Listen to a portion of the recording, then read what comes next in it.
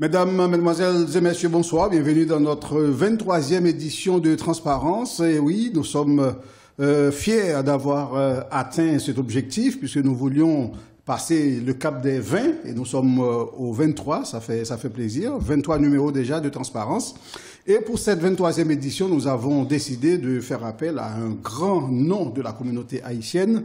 Il s'agit du docteur Emmanuel Toussaint, théologien et sociologue. Bonsoir, pasteur Toussaint. Bonsoir à monsieur Saint-Fleur. Comment ça va? Très bien, très bien. Et bonsoir aussi à vos téléspectatrices et téléspectateurs de cette belle émission Transparence. Très bien. Nous avons choisi un thème assez particulier pour cette émission, puisque on sait que tu es protestant. Donc le thème qu'on a décidé de choisir, c'est le protestantisme serait-il une option pour la résolution des problèmes d'Haïti? Donc c'est tout un programme. On va essayer de trouver des solutions, d'essayer de comprendre déjà ces problèmes. Mais avant tout, il faut quand même une petite présentation du pasteur Toussaint.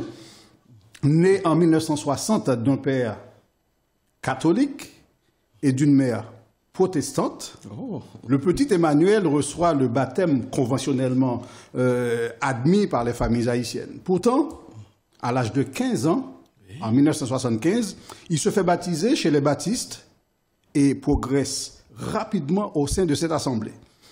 Alors président des départements et fondations juvéniles de la fondation Mission haïtienne par la foi, une fondation baptiste américaine, le jeune Emmanuel Toussaint, après ses études classiques chez les frères Saint-Louis, débarque à Paris en février 1982. Pourquoi? Pour faire normalement des études en agronomie. Mais il décide de changer de filière et s'inscrit à la faculté de théologie en études complémentaires et langue biblique. Pendant qu'Emmanuel Toussaint officie en tant que pasteur, il poursuit ses études dans les secteurs de la théologie, de la philosophie et de la sociologie. Il obtient sa licence Bible et théologie, puis est gradué de Evangel University et médaillé de théologie vétérotestamentaire. Ensuite, les diplômes et distinctions se multiplient. Il devient docteur ex cathedra en enseignement, notamment en droit éthique. Il devient docteur honoris causa de l'Union des universités d'Haïti et des universités West Indies. Il devient docteur en philosophie des arts. Le reste vous sera dévoilé. Je vous assure que ça va vous être dévoilé durant les prochaines minutes, car nous sommes dans Transparence. Sachez aussi que notre invité, le pasteur Emmanuel Toussaint, a écrit avec Weber Artus un ouvrage titré « Radiologie de la communauté protestante haïtienne de France », paru en décembre 2008 aux éditions de l'Alliance. Avant qu'on continue, est-ce que cette présentation te va, ou bien il faut rajouter d'autres choses, ou bien il faut en enlever? Je vois que vous êtes bien informé et vous avez bien fait des recherches. Les informations, il faut les trouver quand on a une pointure avec soi. Il faut essayer de savoir ce qu'il a fait. Sauf que la radiographie plutôt de la communauté haïtienne, c'est la radiographie plutôt de la communauté haïtienne qui a été coécrite avec Weber Artus, qui a été doctorant à l'époque en philosophie, qui l'a soutenu avec brio à la Sorbonne, et aujourd'hui qui vient d'être nommé, je crois, ambassadeur de la République d'Haïti au Canada. Très bien. Avant qu'on poursuive cette discussion, quel est le titre que tu préfères qu'on utilise? Docteur Emmanuel Toussaint, pasteur Emmanuel Toussaint, révérend docteur Emmanuel Toussaint ou un autre titre? Écoutez, je crois que il est admis qu'on m'appelle parfois docteur Toussaint, on ne sait pas trop pourquoi. Il y a une fois ma fille qui m'a dit, mais on t'appelle docteur papa, vraiment, est-ce que tu es docteur? C'est vrai, je ne suis pas docteur en médecine, mais je traîne donc de l'éthique en société, en droit, j'ai la spécialité, et puis aussi en philosophie des arts, comme critique d'art, et puis bon, comme vous avez si bien dit que je suis protestant. Les premières études étaient donc du côté biblique et théologique. Donc, ce qui fait que on colle toujours révérend docteur Toussaint. C'est pour bien spécifier que je suis pasteur. On va garder révérend docteur. Écoutez, tout va. Très bien, révérend docteur Emmanuel Toussaint, raconte-nous un petit peu tes premières expériences chrétiennes. Parce que quand on est issu d'une famille de catholiques et de protestants, une mixture assez particulière, un papa catholique, une maman protestante, et on a reçu le baptême au niveau, je ne sais pas, je ne sais même pas quel niveau, peut-être au niveau catholique, et puis à 15 ans on change. Et moi j'aimerais comprendre, comment as-tu trouvé tes repères dans cette mixture de catholicisme et de protestantisme? Oh, j'ai évolué entre ces deux cultures, catholique et protestante. Donc tu aurais pu être prêtre? Ah ben, j'avais voulu un temps, sauf que ce n'était pas le désir de mon père. Je crois que, alors qu'il était catholique, c'est parce que tout simplement, il avait raison. Il avait voulu avoir des héritiers. Jusqu'à présent, il n'y a pas trop que mes enfants. Donc, ce qui fait, il avait raison sur ce coup-là. Mais c'est vrai que, donné que j'étais chez les frères, j'avais bien voulu donc tenter ce coup. Bon, et puis bon voilà, et le Seigneur en fait a fait que je sois dans ces escarcelles. En tout cas, en épousant plutôt ni le méthodisme qui a été donc la religion de ma mère, ni le catholicisme chez les frères que j'ai été baptisé, et le pédobaptisme. Et puis ensuite, voilà, communier, rénover toutes les structures catholiques, oui, parce que c'est chez les frères. Et puis en fin de compte, donc, j'ai choisi, il est vrai, un séminaire baptiste, donc, de faire le choix du baptême. Donc, comment ce choix a été fait? Qu'est-ce qui a incité ce choix? Oh, j'ai toujours été attiré, donc séduit par les affaires de Dieu. Et voilà, donc. Mais les affaires de Dieu sont aussi bien dans le catholicisme que c'est vrai, c'est vrai. Mais il y avait quand on a reçu le baptême, la communion, etc. En général, on imagine mal ce changement. Mais non, les textes, bon, là, on ne va pas faire de la dogmatique. Mais c'est vrai, les textes, pour moi, étaient si fluides, jusqu'à, en fait, considérer qu'on ne peut pas, étant enfant, ou ne pouvait pas, étant enfant, choisir de se faire baptiser. Donc, lorsque j'avais le choix, je me suis donné, donc, cette permission de... C'était une manière de dire, maman a raison, papa t'as tort? Non, c'est une manière donc de faire mon choix. Et comment papa a-t-il reçu cette nouvelle? Parce que c'était des vieux catholiques. Il pensait que bon voilà, j'allais être très pauvre de mon choix, parce que bon plus tard lorsque je suis devenu pasteur, c'était la catastrophe, parce que mon Dieu, il pensait que donc dans le protestantisme, parce que c'était une vieille idée, c'était des nigauds en fait, des singuliers, des gens singuliers, des personnes singulières. Vous en parliez dans la famille de ce choix, ou bien vous avez fait votre choix et puis... J'ai bien aimé, en fait, dès la soixantaine d'années, il a lui-même changé d'avis, mon père. Bon, ma mère, c'était formidable, mais mon père, vieux catholique, et puis bon... qui traînait un petit peu, il était dans l'armée, il traînait un peu de la justesse, pas aristocratique, mais bon, un peu élevé. Et puis bon, voilà, il se disait, bon, les protestants, c'est pas si glorieux que cela. Gardez des petits garçons, non? Justement. Mais j'ai dit, donc, j'ai bien aimé, en fait, dans les soixantaines, il commençait par m'appeler maître. Et lorsque les grandes questions lui parvenaient, il se disait, mais allez-y voir le maître. Parlez-nous un petit peu, puisque en arrivant en France, c'est là où les choses vont vraiment se décanter. Parlez-nous de l'église Ado que vous avez fréquentée en arrivant en France en 1982. Plutôt ADD. ADD? Bon, je ne vais pas dire trop, mais c'était pas convenu, donc, à notre manière. J'étais en tout cas un enfant écuménique, vous l'avez si bien dit, un enfant écuménique élevé entre donc le méthodisme qui était d'une très rigoureuse et en fait le catholicisme chez les frères, entre autres. Et puis après la suite, c'était une histoire d'inscription dans les facultés jésuites. Vous comprenez, donc la rigueur, et on a trouvé que c'était un peu trop spontanéiste.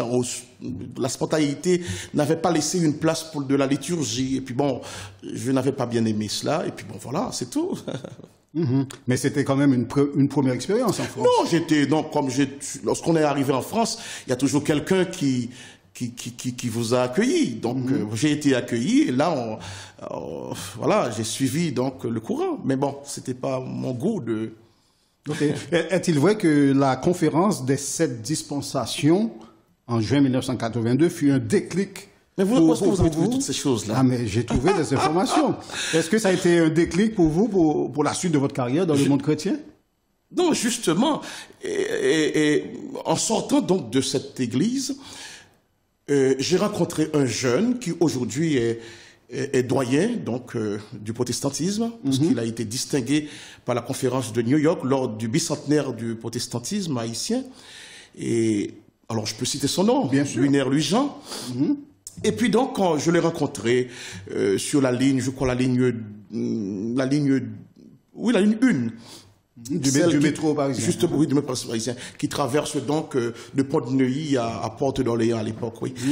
Et puis donc, voilà, il m'a invité à une réunion. Oui, une réunion. Et bon, voilà, il a déjà vu en moi quelqu'un qui possédait l'art oratoire. Et il m'a demandé donc de donner une conférence sur les 7 dispensations. Et c'est vrai, les 7 dispensations, pour ceux qui sont épris donc des choses bibliques ou théologiques, c'est vrai que c'est ce qui traverse donc toute l'histoire salvifique. Est-ce qu'on peut expliquer pour les téléspectateurs qui ne sont pas au courant ce que c'est que cette dispensation? Bon, c'est de l'innocence. C'est la création, et la création et l'homme, donc tel qu'il a été conçu par Dieu. Et ensuite, donc, le suivi de les alliances, lorsqu'il y a eu péché, bon, voilà, ce sont des termes formidables. Et puis, arriver donc jusqu'à la grâce que nous vivons actuellement. La grâce est une histoire permanente de Dieu qui se donne donc à vue d'œil pour que, bon, on soit sauvé. Ne me faites pas devenir pasteur ici, là, à cette transparence. Pourquoi pas? Ah, ben c'est formidable. Mais oui, et donc, la grâce qui est toute une manière donc de travailler de l'élection jusqu'à la glorification, en passant par les régénérations, en passant par donc la restauration, l'adoption, entre autres. Et puis parvenir donc au règne du millénium, c'est-à-dire là où le gouvernement humain va laisser la place donc à la gouvernance divine, en effet. Voilà. 1982, c'est une sacrée année quand même dans votre vie. Oui. Vous quittez Haïti, vous arrivez ici, plein de choses se passent et d'ailleurs, vous créez et présidez l'association biblico-culturelle. C'est quoi l'objectif de cette association biblico-culturelle? Est-ce qu'elle existe encore? Ah non, pas du tout. Mais c'est vrai, c'était avant la nostalgie du pays. J'étais déjà un grand rassembleur de jeunes. Oh, oui, donc faut voir le stadium de Petit Goâve. Et ensuite, donc j'étais un... Donc c'est Nectigouave. Nectigouave, on m'a dit ça exprès pour me dire. Mais oui, c'est la ville du plus grand, en fait, du deuxième empereur. Donc c'est la ville du Second Empire d'Haïti. Et c'est une ville très politique. Hein. Tout Haïtien fier de côté au sorti, c'est dingue. Bah, écoutez, parce que Haïti est une terre, on va en parler, c'est une terre d'espoir, une terre de découverte. Et je crois que chaque Haïtien, chaque fois qu'il est quelque part, il va de découverte en découverte. Oui, justement, 82, c'était le moment où je demandais à mon père de me trouver un visa, parce que bon, il avait la possibilité que je vienne étudier. Bon, je l'ai un petit peu amadoué, parce que lui-même aimait beaucoup la terre. C'était un donc, grand... je vais faire de l'agronomie. Bah non, ingénieur en agriculture. Il voulait cela. Alors je lui ai amadoué pour lui passer la pilule. Et puis il a accepté. Oui, il m'a trouvé mon visa avec de long séjour, étudiant. Et puis bon, voilà. Je suis arrivé ici et j'ai bifurqué. Donc vous l'avez si bien dit. Donc j'ai bifurqué, j'ai regardé de travers et puis voilà, j'aimais pas la terre moi-même pour devenir.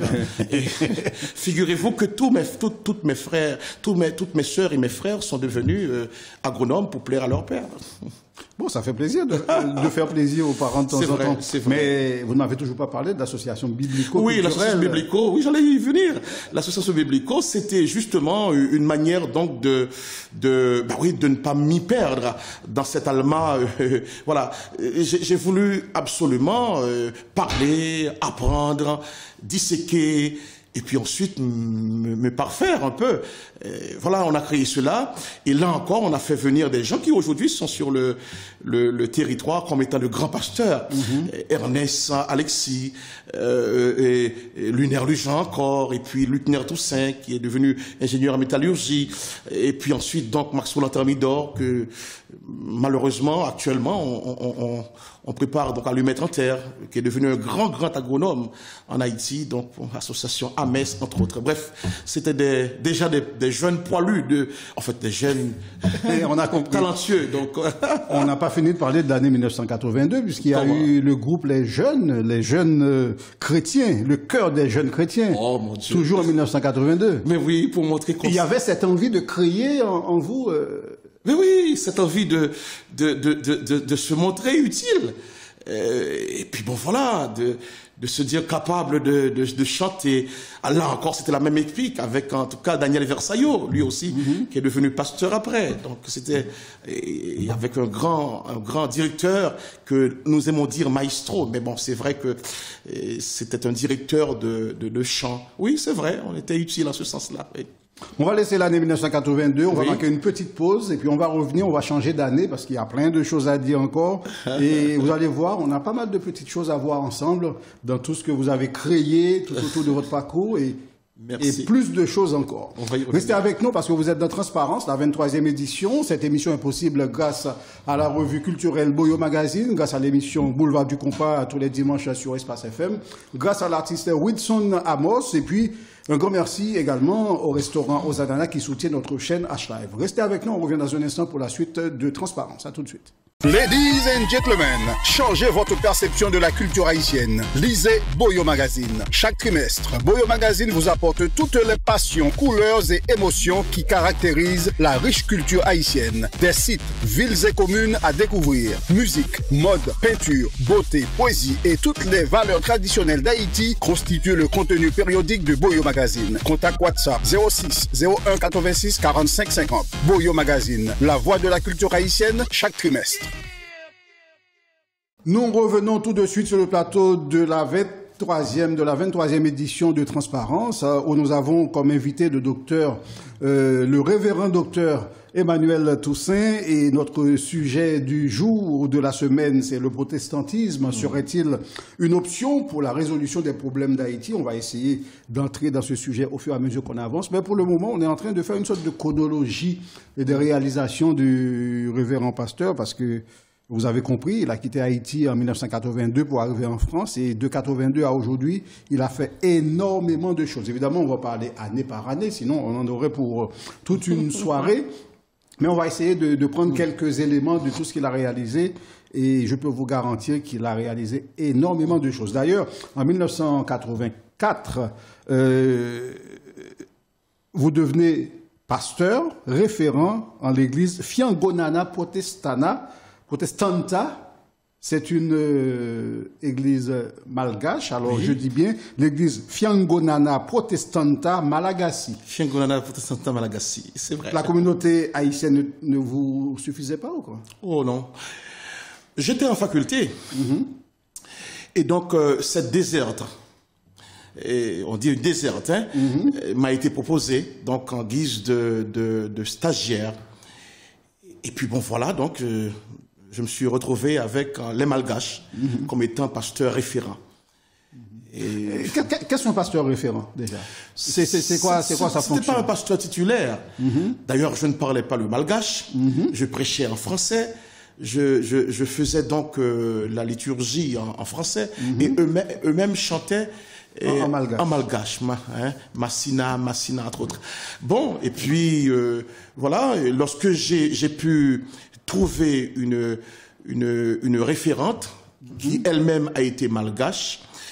Elle était étudiante en doctorant déjà, et puis je lui ai proposé de prendre donc cette chaire pour que moi-même je puisse investir ma mission dans ma communauté. Et qu'est-ce qui vous est resté de cette expérience? Oh, écoutez, on est pasteur là où on est, avec la langue. Moi, je dis donc, on est pasteur dans le pays où on est. Si j'étais aux États-Unis, je parlerais, donc je prêcherais en anglais. Je suis en France, je suis pasteur comme pour être pasteur de tout le monde. D'ailleurs, je vais vous dire, j'ai la grâce donc d'être pasteur de plus de 27 nations. On en parlera tout à l'heure, mais en cette même année 1984, vous créez l'association Baptiste par la foi, toujours cette envie de créer, cet engouement pour la création. Et en septembre, toujours de l'année 1984, vous recevez l'ordonnation pastorale du président des églises évangéliques baptistes de France. Challenge. Ceci 2 ans après votre arrivée en France. Oui. Mais qu'est-ce qui faisait bouger mais quelle grâce. Je ne sais pas. Parce que vous savez, dans ce milieu, il y a tellement du conservatisme. D'ailleurs, les taubois, c'était des taubois qui devaient être donc ordonnés pasteurs chez les baptistes. Et donc, j'ai eu cette grâce d'être l'un des pasteurs. Donc, je crois que ce n'est pas le premier, mais parce qu'il y avait le docteur, qui était un docteur en vétérinaire, Maurice Jean-Charles, qui le fut après moi. Mais c'est vrai que j'ai reçu mon ordination en 1984, le 2 septembre plus précisément. Et c'est le cœur de Dieu qui a saisi ce conservateur pour déjà donc nous donner l'onction pastorale pour justement cette association qui est devenue l'unité des missions qui héberge aujourd'hui 28 missions, en effet. Qu'est-ce que ça ouvre comme porte? Quels sont les débouchés quand on est ordonné comme ça? Chez les baptistes, c'est l'Alliance mondiale baptiste. C'est un pasteur baptiste. Je connais bien les autres, mais chez nous, il faut au moins une licence en théologie. Et après quoi, donc, il faut une maîtrise. Et puis, on peut aller plus loin encore. Donc, mais ils aiment confier les chaires plutôt à des férus de la parole. Et vous en étiez? J'étais jeune, mais bon. Vous l'êtes encore. Mais merci. Mais c'est vrai, je suis très content. Vers les 70 ans, donc voilà, il est mort à 82 ans, le docteur André Taubois, le feu. Et il se disait toujours, il me disait, mais Emmanuel, toi qui sais tout. Écoutez, ça c'était formidable. Toi qui sais tout. Bon, je ne m'en orgueillissais pas, mais bon, c'est vrai que il était très fier de son poulain. Et on peut le comprendre tout à fait. Mais pouvez-vous nous dire un petit mot ou quelques mots sur cette nouvelle création, la création de l'Alliance des églises évangéliques, qui a réalisé, je crois, le premier symposium pastoral en octobre 1985. Oh, mais mon Dieu! Pas pour vous envoyer des fleurs, mais je vous félicite beaucoup. Vous avez fait des recherches. Vous m'avez pas posé la question avant, et c'est là que vous me faites parler donc de ces questions, donner des réponses à ces questions. Oui, justement, j'aime l'unité. Je suis profondément un amoureux d'unité. Je ne puis vivre donc ma vie personnelle, pastorale, sans voir donc mes semblables, mes vis-à-vis, parler donc un langage d'unité. Et c'est vrai, j'ai vu donc cette communauté ambiante là comme cela, et les frères étaient truffés donc d'envie de faire église.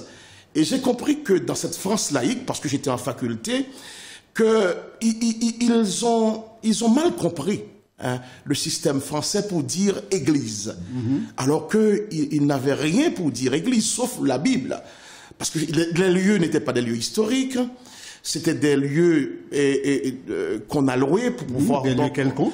Oui, justement, avec des beaux commerciaux.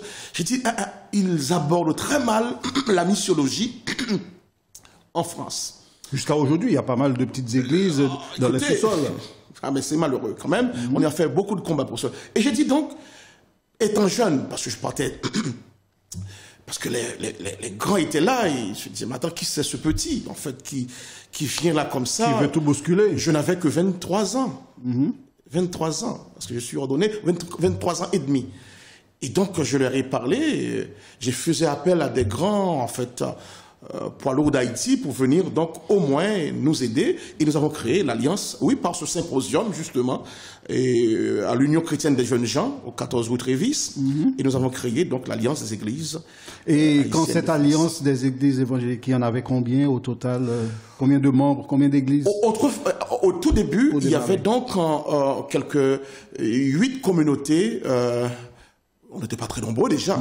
Toutes des églises haïtiennes. Non, il y avait 8 communautés qui ont donné leur aval et leur pasteur pour pouvoir créer cette alliance. Et après quoi, c'est devenu au fur et à mesure des divisions, des relations. Bon, il y a d'autres églises qui ont été accueillies, oui, ou du moins d'autres aussi qui traînaient leurs pieds, qui n'aimaient pas ce genre d'unité. Et puis bon, voilà. Mais l'Alliance est devenue une belle affaire de 25 églises lorsque, en 1999, nous avions créé le Consistoire mondial protestant haïtien. Et nous avons fait venir, justement, le ministère des Affaires étrangères. Et ici, le directeur, c'était Gabriel Bien-Aimé, qui était devenu après le ministre de l'Éducation. Et nous avons créé, avec l'État haïtien, le Consistoire mondial haïtien. Et donc, l'Alliance que nous avons créée en 1985 est devenue tout simplement un membre du Consistoire mondial et sous le nom de Alliance des Églises, Consistoire protestant haïtien de France et d'Europe. Vous dites ça avec fierté, je trouve. Oh oui, parce que quand même, ce sont des belles réalisations pour représenter, parce que quand même, on n'aime pas la représentation. Et il faut quand même dans ce pays des représentations. Donc voilà. Lorsque je ne serai plus là, on verrait que voilà. Alors, 1985, c'est la création de cette alliance. Oui. 1985, le révérend pasteur a 25 ans. 25 ans, oui. Et puis, il s'est dit, en fait, derrière tout grand homme, parce que même si je ne suis pas encore vraiment le grand homme que je dois être, mais je suis en passe de le devenir. Donc, derrière tout grand homme, il y a forcément une femme. Et en 1991, vous décidez d'épouser mademoiselle Dorothy Lebrun. Oui. C'était important de vous marier à ce moment-là, à ce moment précis? C'était une grâce, je vais vous dire. J'étais en mission, et puis bon, voilà, j'avais un garde, pas de corps, mais un garde, celui qui portait vos affaires? Mes affaires, et puis il l'a remis donc à cette demoiselle, et voilà, mes yeux tombaient sur elle-même, et comme ça, l'affaire était bouclée? Était bouclée, mais je faisais en sorte que, je faisais des petites démarches pour que ce soit elle-même qui dise, ben voilà, je suis bon pour elle, quoi. Et elle l'a dit? Oh oui, elle l'a dit. Après combien de temps ce mariage, si c'est pas indiscret? Oh, écoutez, de 87, oui, 4 ans, parce qu'elle venait à peine de terminer ses études classiques. Et puis je lui ai confié à notre tante par alliance, qui était la sœur de Clovis Desinor, qui avait une école hôtelière. J'ai dit donc, écoutez, pour ce qui va l'attendre, il faut absolument qu'elle soit prête, qu'elle soit préparée. En même temps, elle faisait des études, en même temps aussi préparée pour recevoir même des ministres. Et c'est vrai que nous avons reçu des ministres, des présidents de la République d'Haïti, pas chez nous seulement, mais dans des bons endroits. Franchement, je suis très fier de cela. Très bien. Et est-ce que vous pouvez nous dire quelques mots sur l'UMEBF? UME-BFF. Ah oui, c'est je ne sais même pas ce que ça veut dire. Oui, c'est le regroupement d'une trentaine de missions. Oh oui, c'est vrai, c'est l'unité des missions. Donc, alors, parmi ces missions, il y a mission entrepreneuriale, enfin, mission entreprendre, mission immobilière, mission économique, etc. Économique, oui. C'est quoi cette unité? C'est une manière, donc, d'approcher le social avec les yeux ecclésiaux. Écoutez, entreprendre, c'est économique. Vous savez que l'invention du capitalisme est protestante. Max Weber, je sais que vous savez des choses. C'est le grand sociologue du capitalisme. C'est de l'intérêt que les protestants haïtiens sachent que l'origine a été donc une origine très bourgeoise. Et, en fait, c'était des négociants, bref. Donc, dans cette structure, il n'y a pas seulement une histoire donc de faire culte, il y a donc des gestions pas immobilières, mais un peu aussi des prêts locaux. Et puis bon voilà, ça engendre le moyen pour pouvoir faire vivre donc le ministère. Mais où est passée cette notion de l'Église en Haïti, des protestants notamment, qui disent que non, l'argent, il faut laisser ça de côté, il faut éviter ça. L'argent, c'est le diable. C'est une foutaise. Je crois que tous les Haïtiens aiment l'argent. Y compris les protestants. Oh oui, bien sûr. Bien sûr. Sauf que ils ne sont pas créatifs pour créer l'argent. Et cela, il faut une nouvelle invention pour donner une nouvelle donne économique. Et cette unité, c'est quand même une sacrée invention, puisqu'il y a il y a une trentaine de missions quand même. Hein. Oui, dans l'unité des missions, oui. Il y a donc les cultes. Pour prier ensemble. Oui, il y a pas mal de oui. On a, une trentaine, on les met ensemble. J'aime l'unité, donc c'est cela. Et de même aussi, au niveau du consistoire après, on a mis 27 nations ensemble, donc, pour pouvoir avancer, faire du religieux, mais aussi, allez, on a les pieds sur terre, faire en sorte que on se présente bien. On n'en a rien à envier, donc, de ceux qui vivent leur vie dans ce monde. Où est le problème? Ça me pousse à vous poser une question qui paraîtra peut-être un petit peu bizarre, mais je la pose quand même. Dans cette émission, il y en a toujours une question comme ça. C'est transparence. Tout à fait. Et on aime bien avoir des réponses claires aussi. Dites-oui. Existe-t-il une église protestante ou des églises protestantes, comme il existe une église catholique? Non. Dire que l'église protestante, c'est carrément se faire rigoler au nez. Très souvent, j'ai entendu donc l'église protestante, ça n'existe pas. C'est une confession, le protestantisme.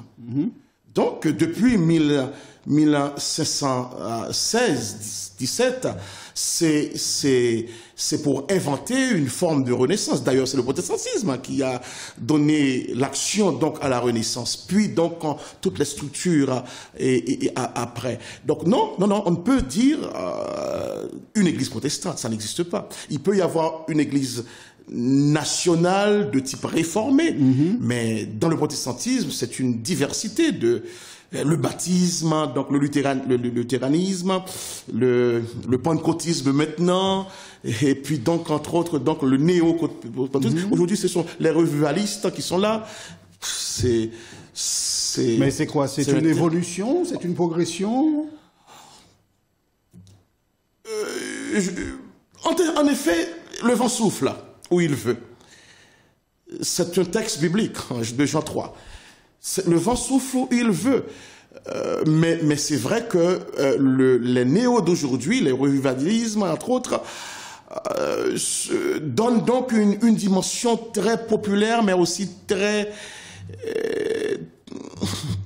Qu'est-ce que ça veut dire? Singulière de la chose. Donc, très bien, mais le protestantisme en soi émane donc des forts théologiens et qui ont inventé pas mal de grandes choses, qui ont structuré le monde actuel. Et quand on entend quelqu'un dire « je vais à l'église de Dieu », ça veut dire quoi? Oui, c'est un nom. L'église de Dieu, l'église de Dieu n'est pas moindre donc que l'église baptiste, tout simplement. L'église de Dieu n'est pas plus grande que nulle autre église. Un concile est une assemblée des évêques de l'église catholique, notamment pour différents pays. Comment appelle-t-on une assemblée des pasteurs des églises protestantes? Écoutez, Est-ce que c'est le Concile mondial protestant? Justement, le Concile mondial protestant, c'est une assemblée. Le mot concile veut dire assemblée. Assemblée, donc, des pays régulant, donc, quelques grandes donnes spirituelles, dogmatiques, entre autres. Oui, on a le Concile mondial protestant, évangile des églises, et chaque fois qu'on s'assemble, c'est une forme de concile. Donc, il y a le consistoire mondial protestant, mais il y a le Concile mondial protestant, évangile évangélique des églises, que nous coprésidons, en fait, que nous sommes siégeants principal. Mais c'est vrai que, non, le mot n'est pas du tout un mot catholique, non. Le concile, c'est chaque fois que, par exemple, le concile du Vatican II, c'est carrément une promulgation, c'est un vœu du pape en exercice, qui veut travailler sur des grands thèmes pour l'évolution et la dynamique de l'Église dans le monde. Mais les protestants aussi ont droit donc de vivre des conciles, des assemblées, où donc l'on crée des pasteurs, on dit créer des pasteurs, où l'on évalue. Donc, on crée ou on forme? Non, on forme d'abord et on crée le pasteur. Okay. C'est l'ordination pastorale. On crée un pasteur pour une déserte quelconque. Et ce qui fait que on a créé, je vais vous dire quelque chose, plus de 300 pasteurs formés. Moi, j'ai des pasteurs qui sont aujourd'hui, merci Seigneur, donc des ambassadeurs.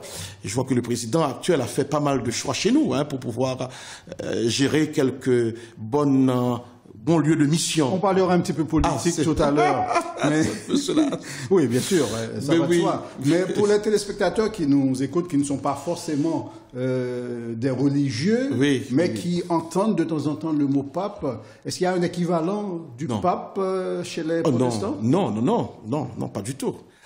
Donc le pape, c'est le big boss de la religion catholique. Oui, du catholicisme. Et chez les protestants, il n'y a pas de big boss. Non. On est tous des pasteurs, voilà, des pasteurs. Mais il y a une hiérarchie quand même.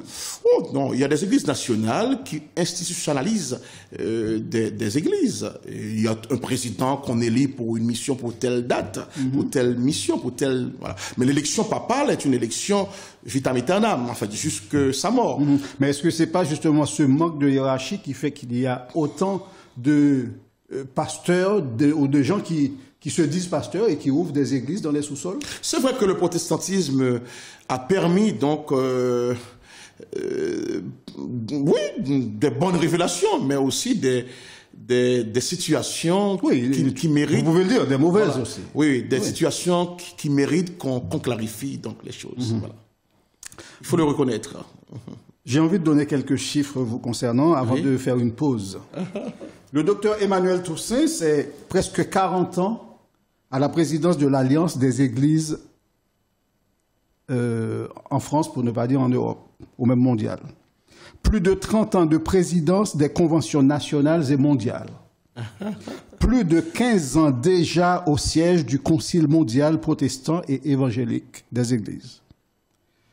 Depuis 5 ans déjà, apparemment, vous êtes vénérable du protestantisme mondial.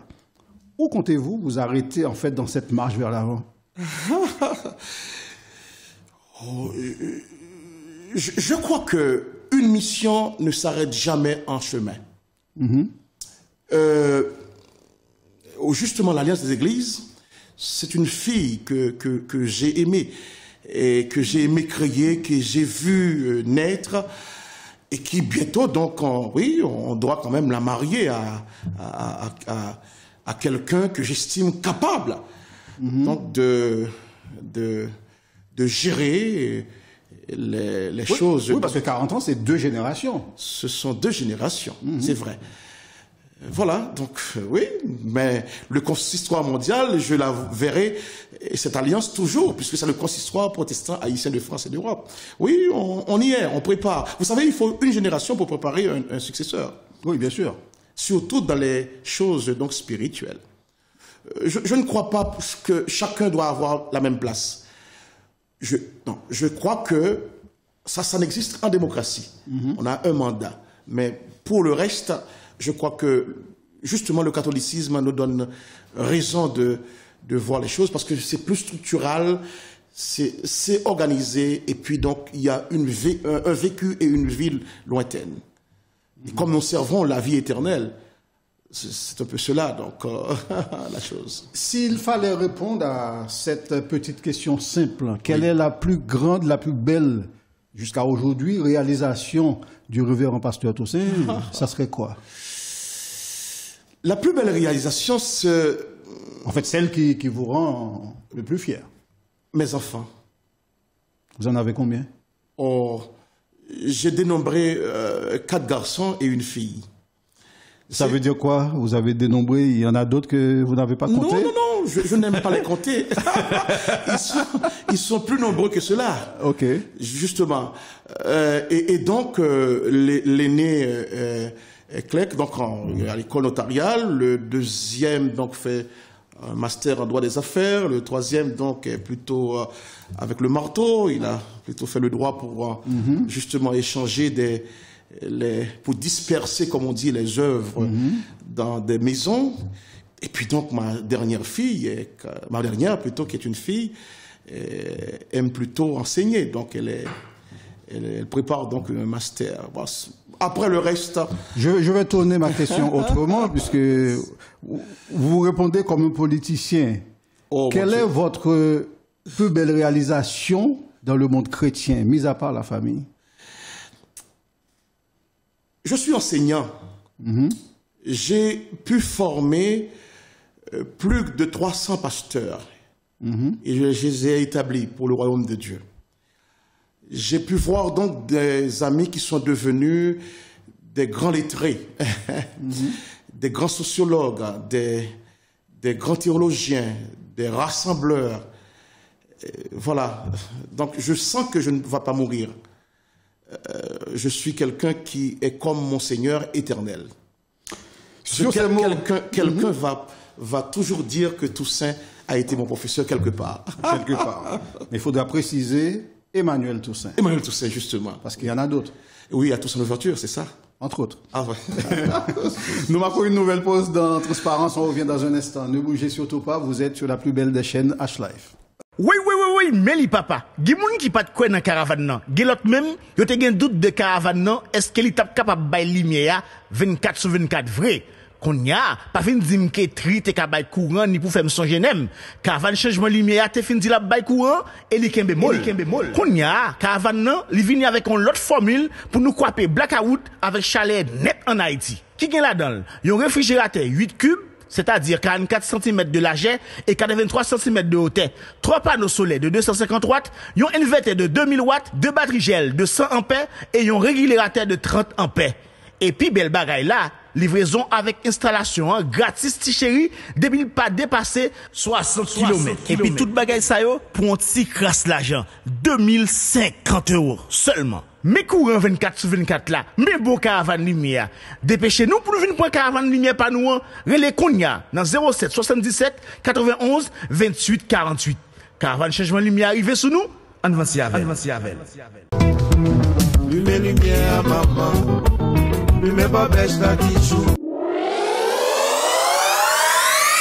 Bien, nous poursuivons notre émission Transparence pour cette 23e édition avec comme invité le révérend docteur Emmanuel Toussaint. Nous parlons de pas mal de choses, notamment on essaie de comprendre si le protestantisme serait une option pour la résolution des problèmes d'Haïti. On va y arriver tout de suite d'ailleurs, mais auparavant j'ai quelques chiffres à vous soumettre, révérend pasteur, révérend docteur, pour savoir si vous êtes d'accord avec ces chiffres.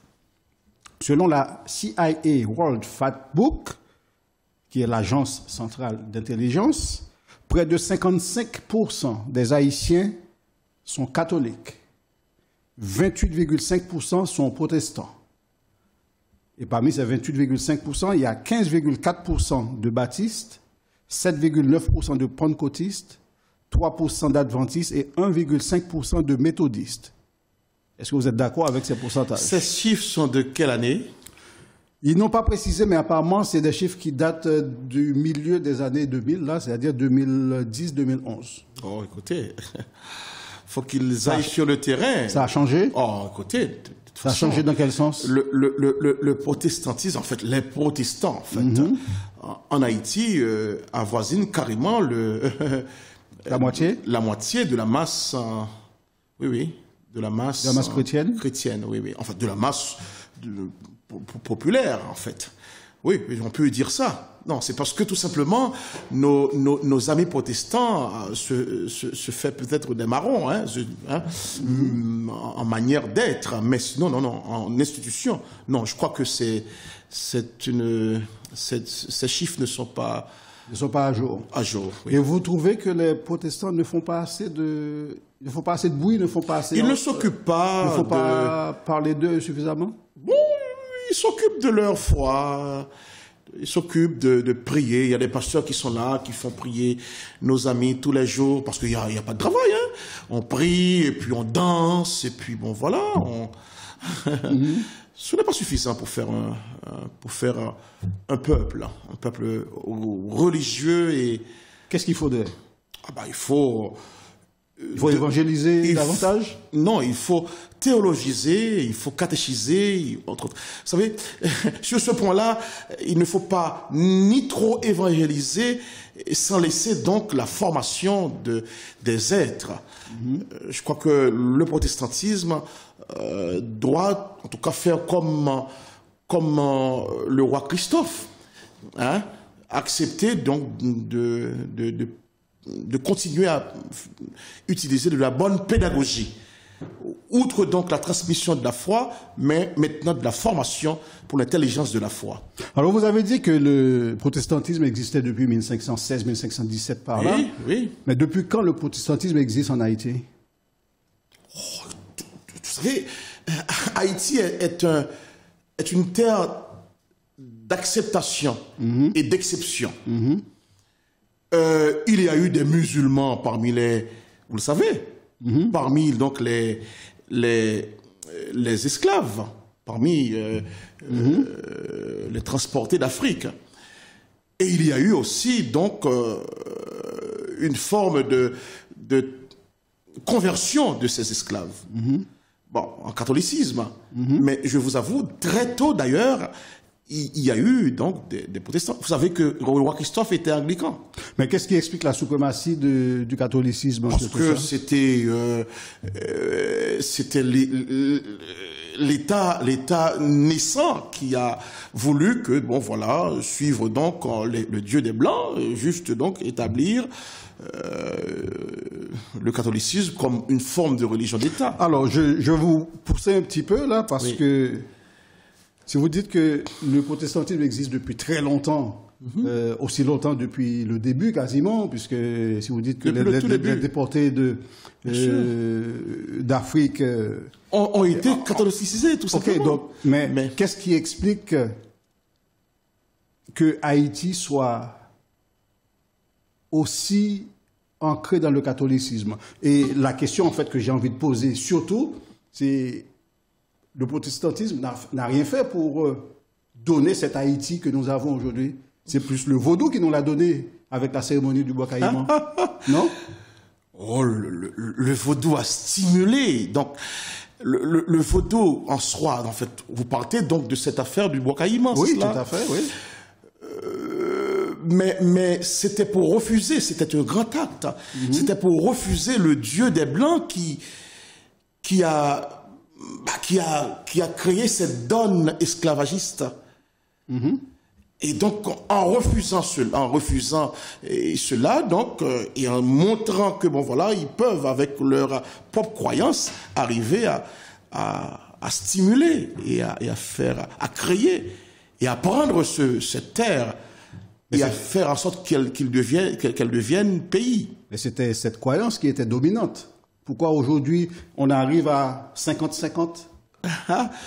Parce que c'est vrai, là encore je dis, c'est une terre d'acceptation. Nous avons été influencés. Le catholicisme a influencé les esclaves. Dieu merci. Le catholicisme a influencé les esclaves, tant mieux, parce que c'est grâce à eux que nous avons Haïti aujourd'hui. Sinon, on ne serait pas libre, on ne serait pas indépendant. Non, je dis bien que le catholicisme a influencé les esclaves. Oui. Et donc, les esclaves, même quand ils ont créé le pays à partir d'une cérémonie du Bois Caïman, qui n'est pas du tout une cérémonie catholicisante, voyez bien, donc là, il y a autre chose. Ensuite, donc, nous avons des influences venant des terres protestantes telles que les États-Unis, lors de l'invasion de 1915, et on s'est retrouvé à populariser un peu donc le protestantisme en Haïti. Mais dès le début, avec Pétion, Et c'est pour ça qu'on venait de fêter le bicentenaire que j'ai présidé d'ailleurs, que j'ai co-présidé avec le ministre des Affaires étrangères et donc tous les poids lourds de l'Union des universités privées d'Haïti en 2017, en effet. Oui, dès la toute présidence de Pétion, c'est Pétion d'ailleurs qui a reçu le protestantisme en Haïti. Et figurez-vous, c'est au palais même que le protestantisme est né. Ce jour-là, tous les soldats, au premier culte protestant, tous les soldats étaient là. Et on a dénombré près de 33 000 personnes qui étaient là au premier culte. Était-ce une bonne chose pour le pays ou... Écoutez, le protestantisme est une raison, est un fait. Le protestantisme a inventé pas mal de choses. Pas seulement le capitalisme, je l'ai dit tout à l'heure, mais il a inventé la soldatesque, la manière de raisonner pays. J'ai l'impression que Haïti est un pays où on a énormément de croyants, peu importe en quoi ils croient. Oui. Énormément de croyants, mais c'est toujours le pays le plus pauvre du monde. Comment on explique tout ça? La paupérisation de la population haïtienne n'est pas angélique.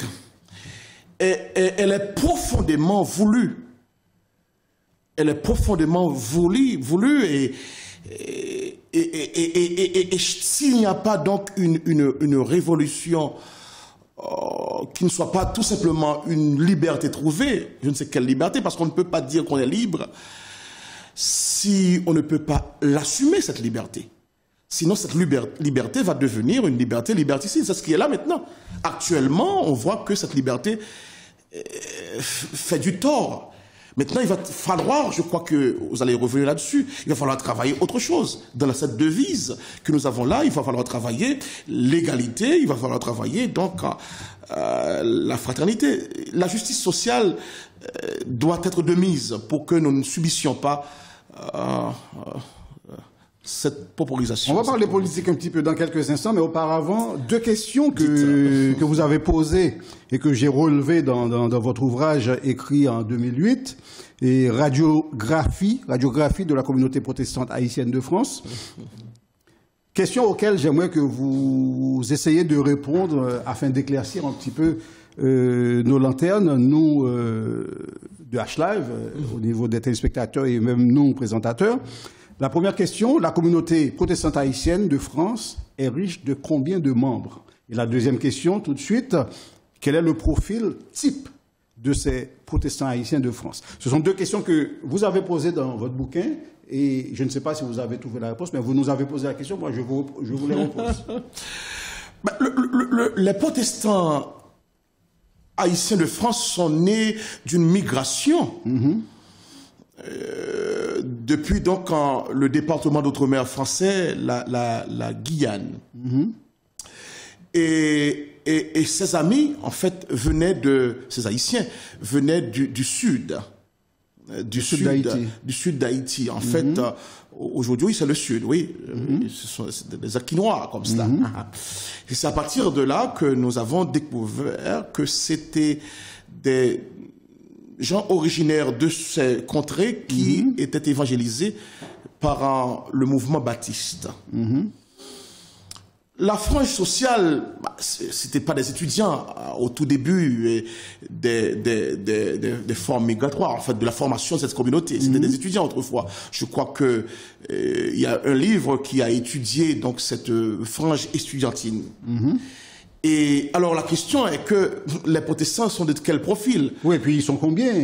Ils sont des centaines, des milliers, des dizaines de milliers? Oh non, ils étaient prolétaires. Il faut voir combien sommes-nous. Est-ce que nous sommes 50, 60 000? Mais grosso modo, nous sommes plus, en effet, que les catholiques voilà, dans cette communauté, en effet. Il y a une communauté estudiantine, il y a une communauté prolétaire, il y a une communauté protestante qui est formée à cela. Mais là, nous découvrons donc que oui, il y a, sur 50 000, sur chaque 10 000, on peut trouver justement allez, 60%. Oui, 60% de la communauté. Et ces gens ne sont plus des étudiants maintenant. Ce sont des hommes d'affaires, des femmes d'affaires. Ce sont des... C'est des questions pièges, ça, non? Oui, ce sont des gens... Donc, il faut étudier la sociologie de la communauté pour voir. Donc, nous trouvons des gens qui sont dans tous les corps de métier. Des petites gens, des gens qui se battent. Vous savez, les Haïtiens savent se battre. Et donc, on les trouve là comme cela, en train donc de créer des enfants, de faire des enfants, de les éduquer et de les trouver. Donc, voilà, la communauté est là comme ça. S'il y a une personne dans cette communauté haïtienne de France qui peut nous dire combien d'églises nous avons, c'est le révérend docteur Toussaint Emmanuel. Est-ce qu'on peut avoir un chiffre aujourd'hui pour savoir à peu près combien d'églises? Nous sommes près de 109 communautés. Moi, j'aime parler plutôt de communautés. Il y a d'autres, donc on ne sait pas. Toutes dénominations confondues. Toutes dénominations confondues, oui. 109 communautés ecclésiales. Et c'est vrai, donc, la science n'est pas exacte. Oui, bien sûr. Parce qu'il y a toujours des gens qui ne se font pas recenser. En tout cas, 109 répertoriés. 109 répertoriés, oui. Il y a quelques-unes qui se trouvent donc hors de l'Alliance. Il y a une union donc qui est là. Mais d'ailleurs, c'est une union qui regroupe plusieurs d'autres communautés. Mais l'Alliance des Églises, nous sommes à près de, en tout cas, 48 communautés. Ok, donc il y a l'Alliance des Églises évangéliques, il y a une union qui est devenue le consistoire protestant haïtien de France et d'Europe, qui s'occupe vraiment de la laïcianité culturelle et cultuelle haïtienne. Oui, justement, il y a une union, quand même intellectuellement, faut le dire, mais elle est plutôt genre donc du concile qui diversifie ses services avec d'autres communautés ecclésiales qui ne sont pas du tout donc la communauté haïtienne. Mais c'est vrai, c'est une affaire qui est née donc d'un haïtien en fait. Alors, selon le révérend docteur Emmanuel Toussaint, près de 60% ou même plus de la communauté haïtienne de France est protestante. Près de 50% de la population haïtienne en Haïti serait protestante. Oui. La question de notre thème, les religions ont-elles un rôle à jouer dans la résolution des problèmes d'Haïti? C'est un fait social, la religion. On ne va pas privatiser le pays en disant que, bon voilà, le protestantisme est capable.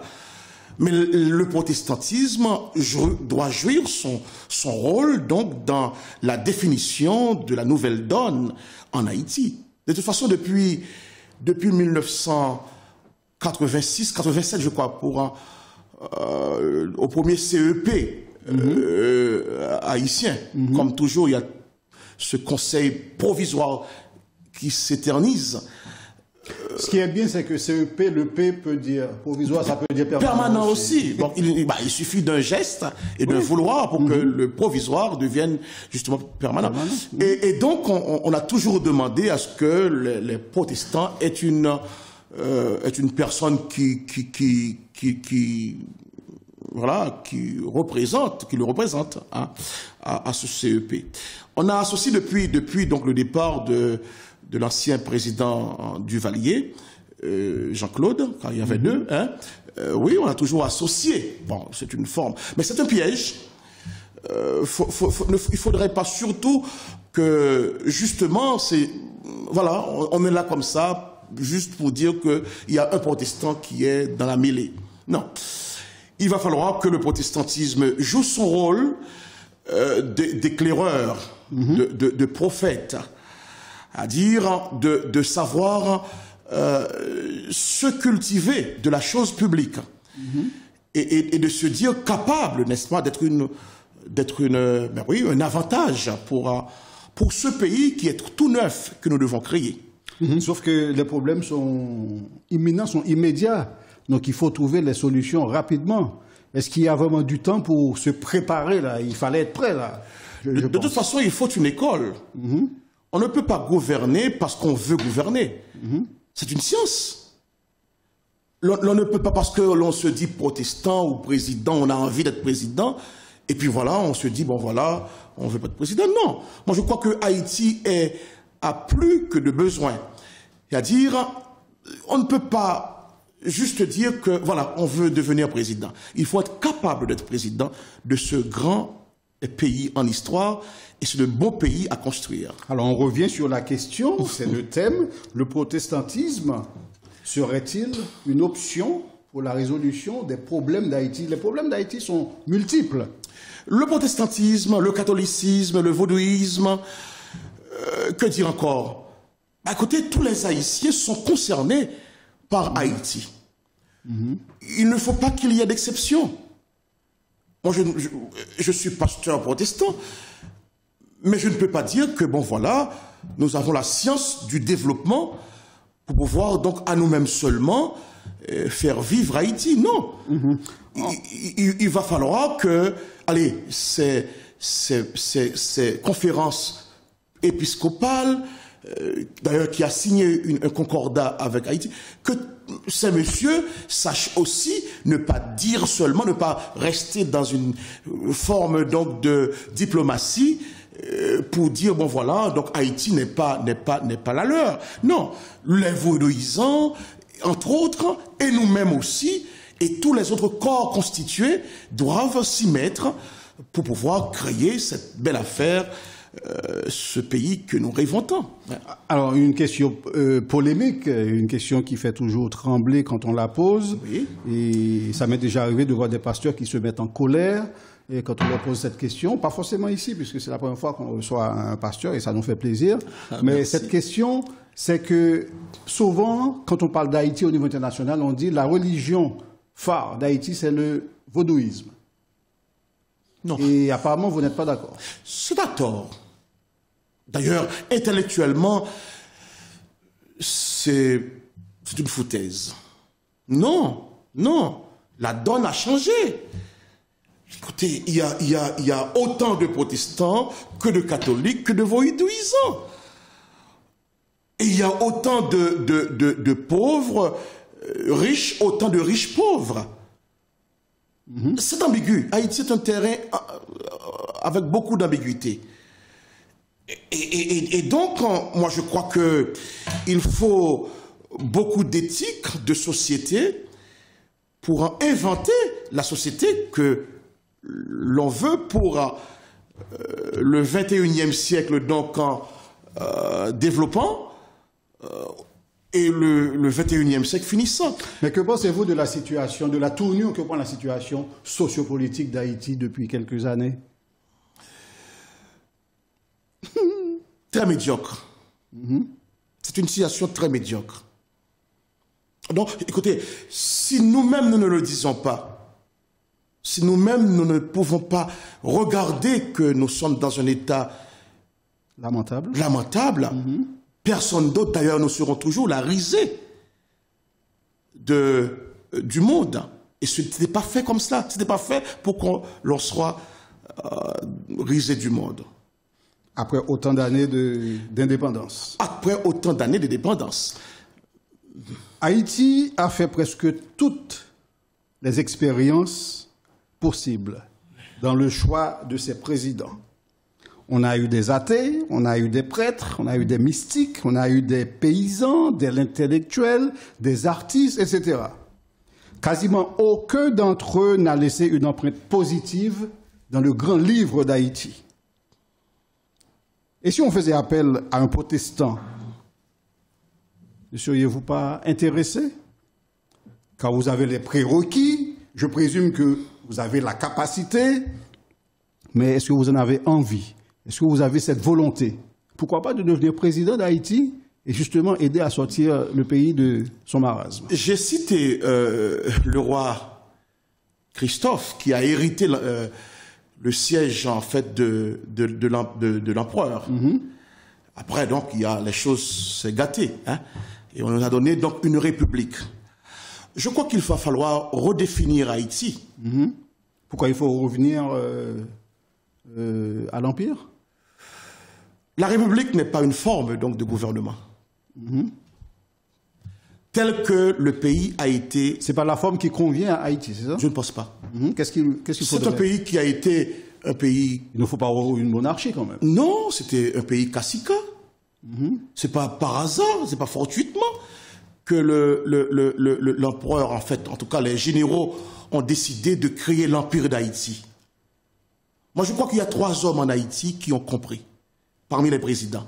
3 hommes. Lesquels? Ben, c'est l'empereur.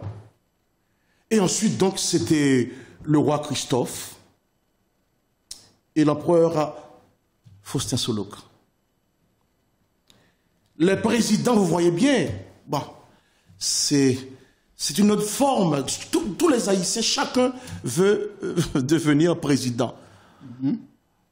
Bon, alors vous posez la question. C'est-à-dire que quand il y a un empire, c'est héréditaire. Bon, je ne pense pas que ce soit l'empire qui vaille. Maintenant, revenons à la question. Donc, il y a d'autres formes. Il faut penser à Haïti, j'ai dit. Il faut penser à Haïti. Pourquoi on a donné le nom d'Haïti? Alors que c'était Saint-Domingue. Et l'autre à côté a pris le nom de Saint-Domingue et a fait autre chose avec. Il faut qu'on pense, on n'est pas des nigauds. Les Haïtiens sont des gens qui ont inventé donc non seulement leur indépendance, mais qui ont permis à ce que le bout d'Haïti, ils n'ont pas combattu pour avoir l'indépendance. En 1843, c'est ça? 43 ou 48? 43, ouais. Ils n'ont pas combattu. C'est l'indépendance haïtienne qui a donné naissance, donc, après Boyer, à donc cette république. Et je veux dire aussi... Oui, plein d'autres pays ont eu leur indépendance grâce à la participation d'Haïti. En tout cas, oui. Comme nous partageons cette terre. Mais la tête de cette terre, c'est Haïti. Haïti a une mission sur cette terre. Une mission. Est-ce que nous pouvons trouver des hommes cohérents avec l'idée d'Haïti pour, en tout cas, en 50 ans, donner donc un principe, respect, pour pouvoir faire... Est-ce que le révérend docteur Emmanuel Toussaint peut être la tête de pont qui nous emmène ces différentes grandes personnalités? Ce n'est pas président qui veut, ce n'est pas... Mais attendez... Mais je l'ai dit, vous avez les prérequis. Vous avez, je présume, la capacité. J'ai dit qu'il n'y a pas que seulement la présidence, mais par contre, Jean-Baptiste Richer était un pasteur protestant et était aussi président d'Haïti. Je ne sais pas si c'était le plus féru, mais bon, c'était un... Outre pour l'instant, j'ai dit, aucun de nos anciens présidents n'a laissé une empreinte intéressante. Oui, intéressante. Écoutez, je suis haïtien encore, hein. Je n'ai pas changé de nationalité. Après... tout ce temps-là. De 1982 à aujourd'hui, toujours le passeport... toujours le bon passeport. Oui, il a changé de couleur, c'est bien. Oui, avant, c'était noir et rouge. Oui, Donc, bon. maintenant, j'ai donné donc près de 5 enfants à la France que j'aime beaucoup pour sa manière de fonctionner. C'est un grand pays. Mais je veux garder donc... Donc, c'est-à-dire que j'ai ce droit. Je peux dire, bon voilà... j'ai envie de servir mon pays. Nous sommes de transparence. Bien sûr. Les élections de 2022, est-ce que le révérend docteur Emmanuel Toussaint sera candidat? Non. Il y a des piètres candidats, il ne faut pas en ajouter un autre. Mais je peux conseiller, c'est mon pays. Je peux quand même penser pays. Oui, Vous êtes de quelle tendance politique? Vous êtes de droite, de gauche? Est-ce que ça existe, la droite et la gauche en Haïti? En Haïti? Oui. Non, Bien. Il y a beaucoup à dire. Mais bon, c'est vrai qu'il y a des hommes. Je pense qu'il va falloir regarder donc la force que l'on a dans le choix de notre devise. La force est à trouver dans une autre liberté. On l'a déjà acquise, mais il faut la gérer. Il faut que cette liberté cesse d'être une liberté liberticide. Ce n'est pas normal que l'on puisse tuer des gens. Il y a des gens, vous savez, pour former l'Haïti prochaine, il va falloir les cacher. Pour créer un homme capable, il faut beaucoup d'années. Il faut les cacher pour pouvoir... Nos bons juges, nos bons avocats, il faut les cacher. Il faut qu'on pense pays, qu'on les paye pour pouvoir créer ce pays. Ensuite encore, une présidence à la manière que l'on pense doit se saisir de l'égalité. Il faut une justice sociale Et il faut en tout cas faire rêver les petits et non pas les donner donc moyen de faire du tort aux autres. L'État doit être juste, l'État doit être fort. L'État d'Haïti, bientôt, c'est se saisir de toutes les formes régaliennes. Voilà, sécurité, c'est le premier biais. Ensuite, justice, et puis quoi d'autre encore? Écoutez, vous voudriez qu'on fasse un programme? Mais justement, la dernière question que j'ai envie de vous poser avant de clore ce chapitre et passer à la partie marrante de l'édition, oui. Quelles seraient les grandes lignes d'un gouvernement Emmanuel Toussaint, d'une présidence d'Emmanuel Toussaint? Encore faudra-t-il que le peuple choisisse Emmanuel Toussaint. Mais faudra-t-il déjà que Emmanuel Toussaint se porte candidat? Là où va dire nous sommes candidats. Non, mais c'est un Toussaint, il faut un Toussaint, il faut toujours un Toussaint. Donc, pour pouvoir. Donc 2022, pour pouvoir gérer. On peut faire front derrière vous. Écoutez, ou du moins, on peut faire front ensemble. On peut quand même réfléchir pays ensemble. Non, ce président, on n'a pas quitté ma terre, ça c'est sûr. Oh non, mais c'est pas un problème je dans sais ça. Je sais que tu as la capacité. Mais pour moi, bon, pas de problème. Je sais que tu as la capacité de servir ton pays aussi. Mais la question n'est pas là. Oui. Il faut que tu sois candidat d'abord.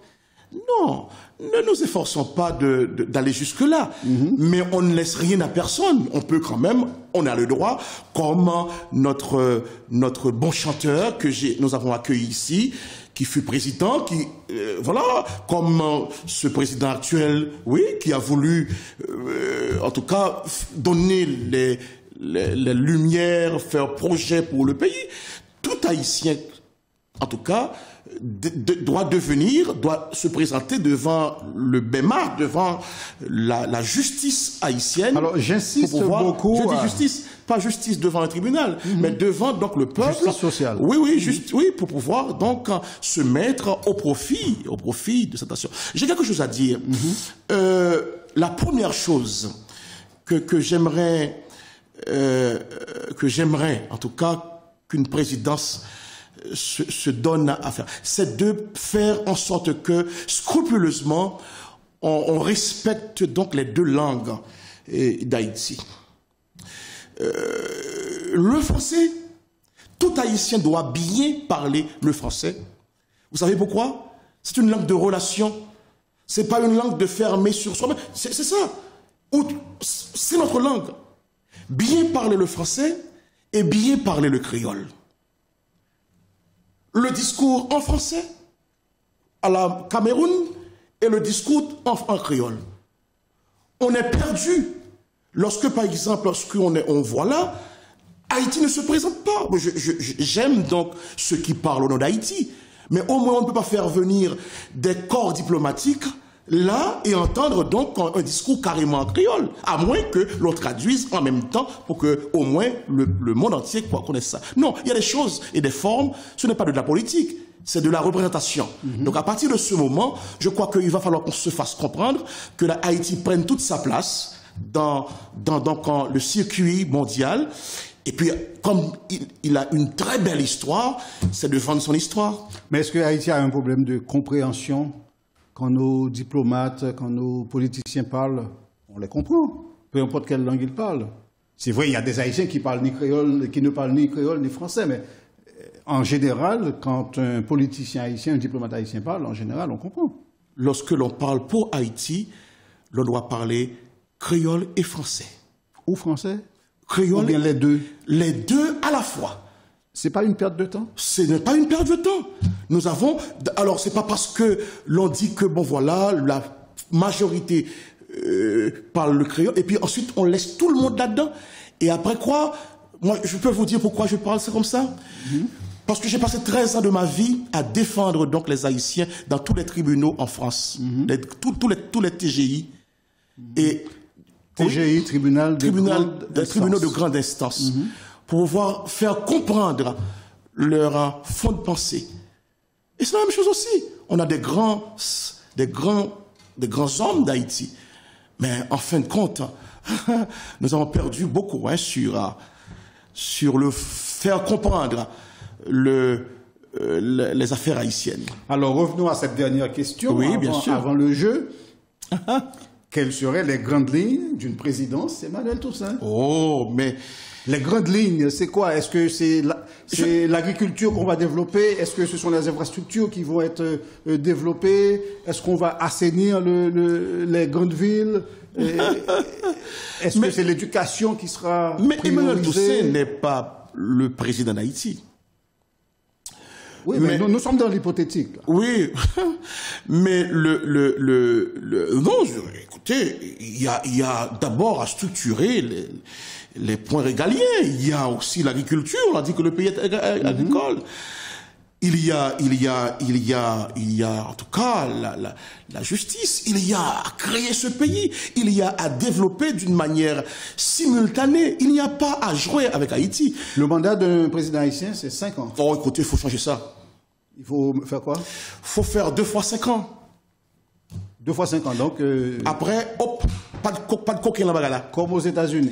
2 fois 5 ans. Sauf qu'aux États-Unis, c'est 4 ans. 2 fois 5 ans. Il n'y a pas un gouvernement qui puisse faire... Écoutez, on s'empresse. Qui puisse résoudre les problèmes d'Haïti en 5 ans. Si le problème... si, il faut respecter, il faut créer un pays démocrate, vraiment. Il faut aider le peuple à accepter. Lorsqu'on met un président, c'est un président qu'on met. On le respecte. Vous savez... dans ma place, parce que j'ai pu présider donc le consistoire mondial haïtien. Je dis que c'est une affaire donc c'est le protestantisme.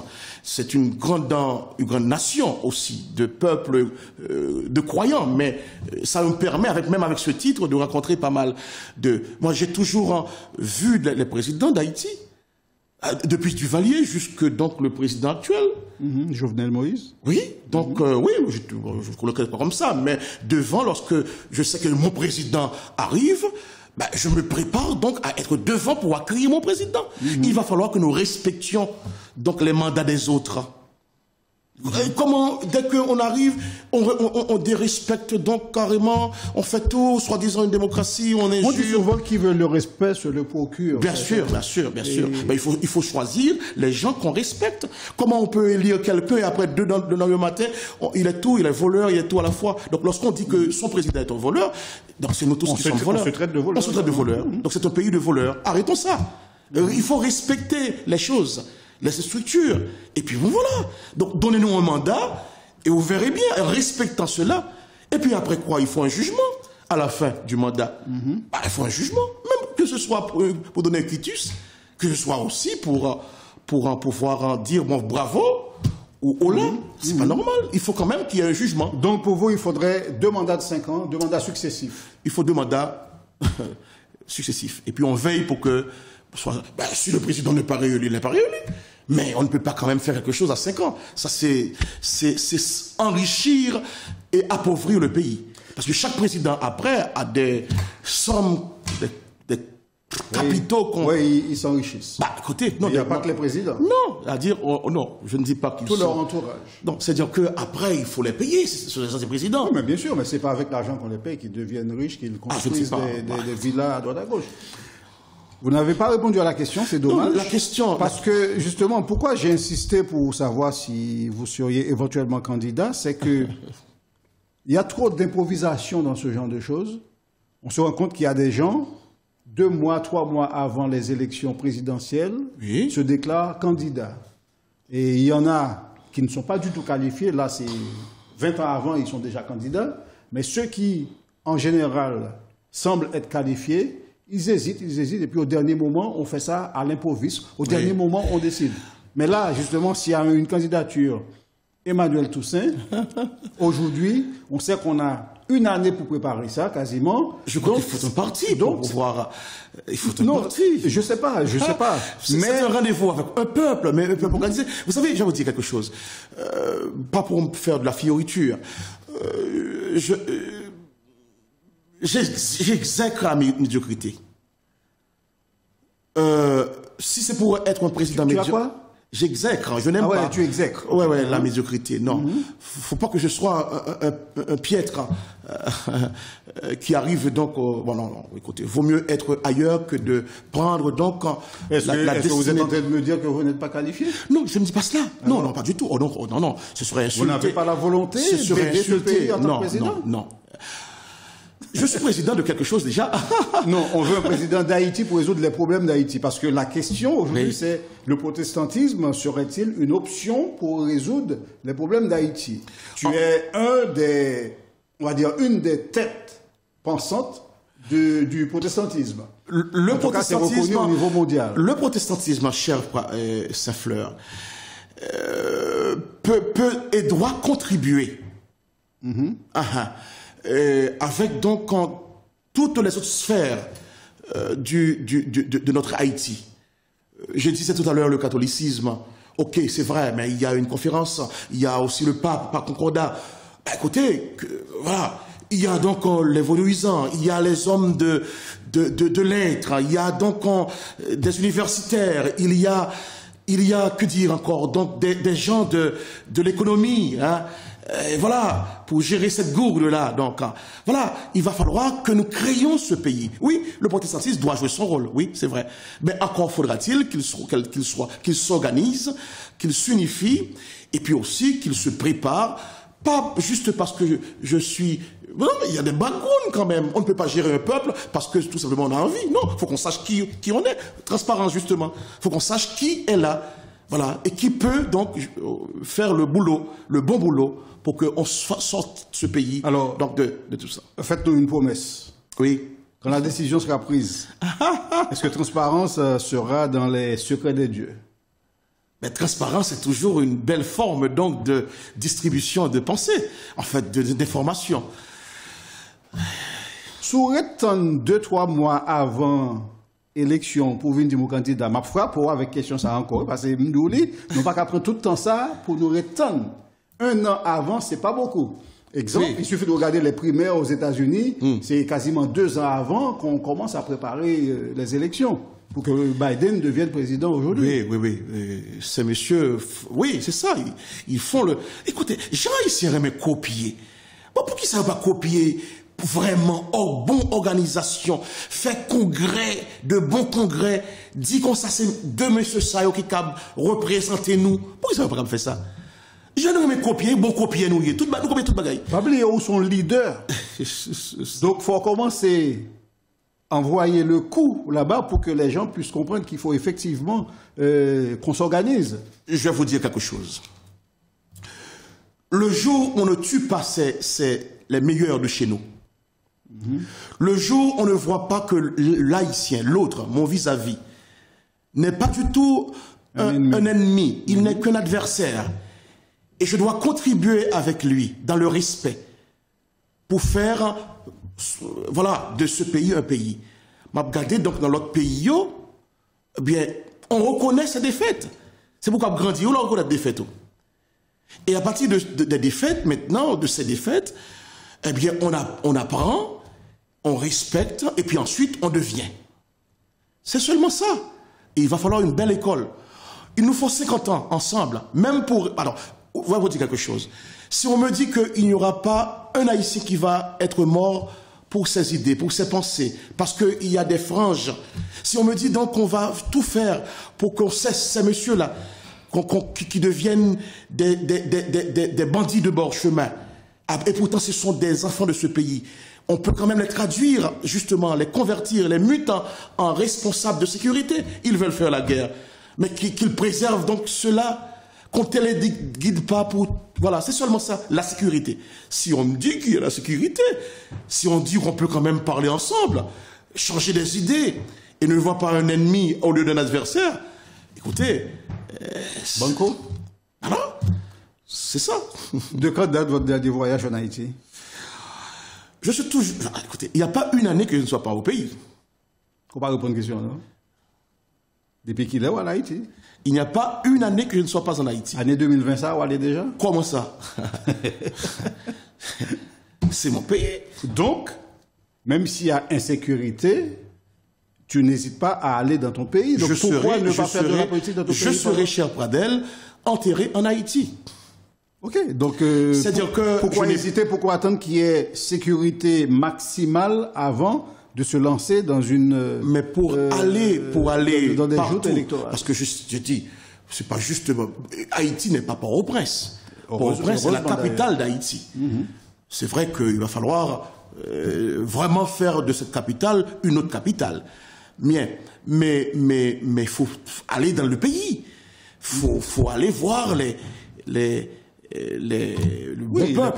bon peuple, plus loin, oui. Pour parler avec eux, pour dire qu'on y a même, est-ce que nos cabaye yon temps pour nous d'accord pour que nos cabaye pas laisser nous manipuler, mais pour nous créer pays. Qui l'a pensé nous gagner sécurité ça a demandé? Le président actuel est responsable de chaque vie de Naïs. Qui l'a pensé nous gagner sécurité ça, on t'a remis que nous gagnons. Ik et nunc, ici et maintenant. C'est un devoir. Non, là c'est un espoir. Non, ça doit être un devoir. Moun qui prend pouvoir doit sécuriser. Yon moun tant comme la rive Haïti, yo doit veiller sur moi. Soyons pragmatiques. Oui. Quand est-ce qu'on aura vraiment la sécurité dans ce pays pour qu'on puisse vaquer à ses occupations politiques, sociales, familiales? Jodia et maintenant. Ces jeunes qui sont là comme ça, qui brandissent pour que leur regarder un petit monde y a montré, c'est son visage là, mais transformer le visage, pas manipuler yo. On n'a pas besoin, à côté, j'ai besoin de mes riches en Haïti. Nous avons besoin de nos riches. Je vais vous dire quelque chose. J'entends des choses qui sont bizarres. Oui, classe élite, classe mulâtre, classe noire. Mais c'est quoi cette bêtise? Un Haïtien est un Haïtien. D'ailleurs, nègre là, c'est pas du tout dans le langage noir, nègre là. Il n'y a pas dit son mulâtre lié, ni son noir, je ne sais pas. Moi, je ne suis pas noir. Encore je suis noir, moi. Encore je suis noir par rapport à un autre. Je vis dans un pays blanc. Je ne sais pas si je suis blanc et si je suis noir. Je suis un homme, point. C'est quoi dans mon pays maintenant? On va me dire que voilà, le mulâtre est plus. Il a travaillé pour son argent. Maintenant qu'il paye donc ce qu'il faut payer pour développer, pour faire. Parce que tant qu'il y a des riches, eh ben, tant que nous serons développés et nous ferons envie donc à d'autres nations. Mais sauf que nous avons des riches depuis très très longtemps. Ces riches-là, ils sont considérés comme des gens qui ne payent pas du tout ce qu'il faut payer pour qu'on puisse être développé. Donc c'est peut-être là le problème. Nous avons certainement des riches, mais ces riches-là, est-ce qu'ils jouent le jeu pour qu'on puisse avancer? Ce sont des riches injustes. Donc ils ne sont pas riches. Donc on ne peut pas empêcher les très pauvres de pleurer, de revendiquer un petit peu de droit. Non, faudra pas quand même qu'on perdure dans cette histoire, cher Pradel. Oui. On ne peut pas quand même laisser un peuple toujours en train de vociférer. D'ailleurs, tous ces gens qui sont là à Port-au-Prince, qu'est-ce qu'ils font à Port-au-Prince? Il y a une démographie, mon Dieu. Mais tu sais quand ça a commencé? Qu'est-ce qu'ils font dans ce pays? Cette histoire d'urbanisation où on emmène des gens à Port-au-Prince. Qu'est-ce qu'ils font? Ça a commencé avec Duvalier. Les petits commerces. Donc toutes les rues deviennent donc des marchés à vue d'œil? Non, on ne fait pas un pays comme cela. Donc un président Emmanuel Toussaint va travailler sur la décentralisation, la déconcentration de ce J'ai dit que Haïti a besoin d'un développement simultané. Cela veut dire quoi? Cela veut dire que le département de l'Ouest, ok, ça gère donc la métropole, peut recevoir dans le budget, ok, suffisamment pour que au moins les autres départements, en même temps, reçoivent donc d'avoir un palais départemental, reçoivent aussi une université émanant de l'université d'État. On n'a pas besoin, donc Haïti a besoin de tous ces morts maintenant. Même les morts doivent être ressuscités. Pouvoir travailler pour l'Haïti de 50 ans là. Comment est-ce que donc dans toutes les Antilles, on trouve des lieux, on dit ça vaut 2 millions, 3 millions. Comment on ne peut pas parler de millions, pas pour voler, hein, pas pour parler de Petro-Caribé, entre autres. Ça, j'en ai curieux sur cette histoire-là. Mais il faut parler donc de gens d'argent. Bah, écoutez, vous voyez, le pasteur qui parle d'argent. C'est bien. Ah, et alors, je vous dis que Max Weber a plutôt inventé le capitalisme, a donné la méthodologie du capitalisme. Je ne vois pas pourquoi est-ce qu'on ne peut pas parler d'argent. faire aimer l'argent à tous les Haïtiens. Mais oui, mais en travaillant, pas en prenant donc en otage. Non, mais un Haïtien ne doit pas prendre en otage son frère. Au contraire, il doit sécuriser son frère. Mais il y a plein d'Haïtiens qui aimeraient travailler, qui ne trouvent pas de travail. Il faut créer. Le travail est à créer. Qui doit créer le travail? Le travail, mais en Haïti... Les gens qui ont de l'argent. Non, le système... Il y a un système, voilà, au lieu de consommer étranger, on crée. Attends, vous vous rendez compte, vous êtes sur le marché, vous voyez, tout ce que nous consommons, donc, vient d'ailleurs, vient de la République, qui est l'autre moitié. Le prolongement de chez nous. Le prolongement de chez nous. Nous sommes la tête, regardez bien. Mont Saint-Nicolas, c'est la tête. Donc, la partie là, l'autre, c'est le bout. Et je sais que Haïti est capable, si on se prend au sérieux, Haïti, les Haïtiens sont capables de s'aimer. Il va falloir déposer les armes maintenant. Déposer les armes. Et trousser les trousses pour pouvoir travailler. Vous savez, j'ai 60 ans. Je peux quand même... 60 ans, oui. Je suis mûr maintenant. Hein. Je n'ai rien à faire d'autre donc que d'aimer mes frères. J'ai toujours aimé mes Haïtiens. Ah ouais. J'ai reçu les plus grands, et comme j'ai toujours aimé pas seulement évangéliser, mais à donner donc des séjours ici. J'ai donné au mot de vivre une ville en Haïti. Le nombre de gens que mon ministère a régularisé dans ce pays qui n'est pas mien. Ceci veut dire, dès que quelqu'un dit qu'il est un Haïtien, c'est un saint. Comme je suis tout saint, c'est un saint. On va passer à la partie rigolote on dit, de l'émission.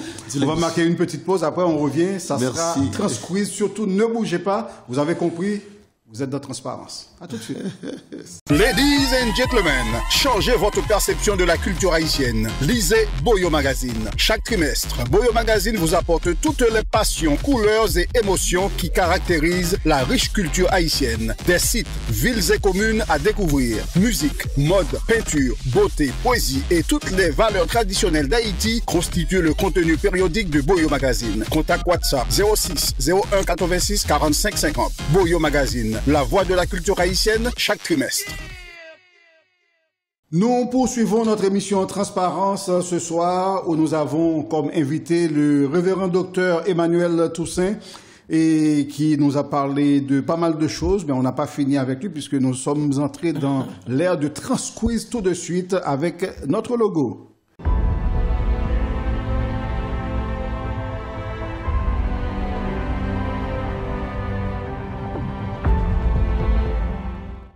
Très bien, donc Transquiz. Transquiz et pasteur Toussaint, révérend docteur Toussaint, on va toujours tromper, mais comme toutes c'est pour vous, toutes c'est pour nous.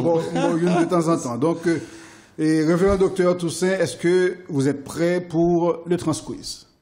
Je suis prêt. Parfait. Première question. C'est 3 questions. Hein? Ok. Pas de droit au joker.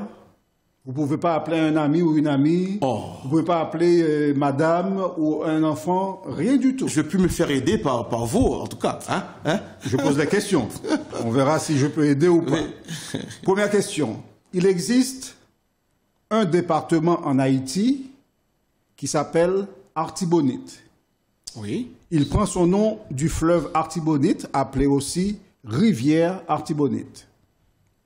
Considéré comme le plus long fleuve du pays, l'Artibonite prend sa source à la cordillère centrale et se jette à l'embouchure du golfe de la Gonâve. Oui. Quelle est la longueur de ce fleuve Artibonite? Ce fleuve oscille entre 300 à 320, mais je crois qu'il faut mettre une petite note de plus. Donc, oui, exact. Voilà. 321 km. Ah, écoutez, c'est super. Non, mais on reconnaît les gens qui sont vraiment haïtiens dans leur âme et dans leur cœur, dans leur intellect. Nous sommes aidés par des savants tels que vous. Hein? Oh là là. Des géographes. En tout cas, 321 km, c'est la longueur du fleuve Artibonite. C'est simple, on va passer à la deuxième question. La deuxième question, oui, on va y aller. On va crescendo, hein? Oui. De la plus compliquée à la moins compliquée. Ah bon? Oui, celle-là c'était la plus compliquée. Il fallait trouver le chiffre exact. Autant pour moi. Parfait. À la découverte de l'île d'Hispaniola en 1492, cette terre était habitée par 2 populations autochtones. Quels étaient leurs noms? Alors, vous me dites Hispaniola, donc c'est le nom baptisé donc la petite Espagne. Oui. Mais c'était carrément notre Haïti, Boyo Quisqueya, non? Oui, c'est ça, qui a c'est été notre baptisé. pays. Tout à donc, fait. Les Arawaks, non? Les Arawaks, c'est une de ces 2 populations. De ces populations, et l'autre, donc, j'ai un petit peu, je vous laisse regarder pour les moi. Caraïbes. Oui, les Caraïbes, oui, justement. Donc, Les Arawaks et les Caraïbes sont les 2 populations voilà, qui, justement, occupaient cette terre. Oui, au moment où Christophe Colomb est arrivé. Soi-disant pour découvrir. Soi-disant pour découvrir. Écoutez, c'est une bonne chose. J'ai pas utilisé le mot découverte. Hein. Oui, mais c'est une terre de j'ai découverte. utilisé, mais j'ai pas dit vraiment qu'on avait découvert la terre. Hein, c'est une terre de découverte. Existait, là encore, nous découvrons ce pays. Tout à fait. En tout cas, l'île d'Hispaniola a été découverte, entre guillemets, en 1492. Elle est alors habitée par 2 populations autochtones, les Arawaks et les Caraïbes. Toutes deux seront rapidement décimées par les travaux forcés. 1 million. Ouais, notamment l'extraction d'or, auquel les Espagnols les soumettent. Évidemment, pour remplacer... d'or. Ouais. Malheureusement. Il y a encore de l'or, hein? Apparemment, oui. En tout cas, pour remplacer cette main-d'œuvre, eh bien, les colons font appel, évidemment, et vous l'avez dit tout à l'heure, aux esclaves. À des Africains qui deviennent esclaves, ces Africains qui sont les ancêtres de la majorité des Haïtiens d'aujourd'hui. D'aujourd'hui, oui. Eh ben, 2 sur 3 déjà, 2 sur 2. La 3e question arrive tout de suite. Mais comme c'est la plus facile maintenant. Donc, ça devrait être la plus facile, oui. Ah bon, ça devrait. Oui, ça n'a pas l'argent. Nous n'avons pas l'argent, nous te dit, on pasteur, supposé gain cob, supposé remettre cob, même déjà avec tout le monde. Donc, nous ne parlons pas les cob là, Oui. En 1881, le cours monétaire en Haïti est aligné sur celui du franc français au taux de 5 francs pour 1 gourde. Oui. Je ne me trompe pas. Au taux de 5 francs pour 1 gourde. C'était en 1881. En quelle année cet alignement fut-il suspendu pour laisser place à l'indexation de la gourde haïtienne sur le dollar américain? Oui. C'était une même mise sur notre gourde. On était trop peu, pardon, mais on était trop peu nombreux pour produire beaucoup, pour faire en sorte que 5 gourdes soient donc 5 francs, pardon, soit voilà pour 1 gourde. Mais en tout cas, à l'époque, on avait la capacité de produire. On produisait beaucoup. C'était la perle, on produisait beaucoup. Tout à fait. Voilà. Donc on avait une monnaie forte. Oui, c'est aligné encore, c'est parce qu'on a prêté beaucoup d'argent pour payer la dette de l'indépendance, soi-disant.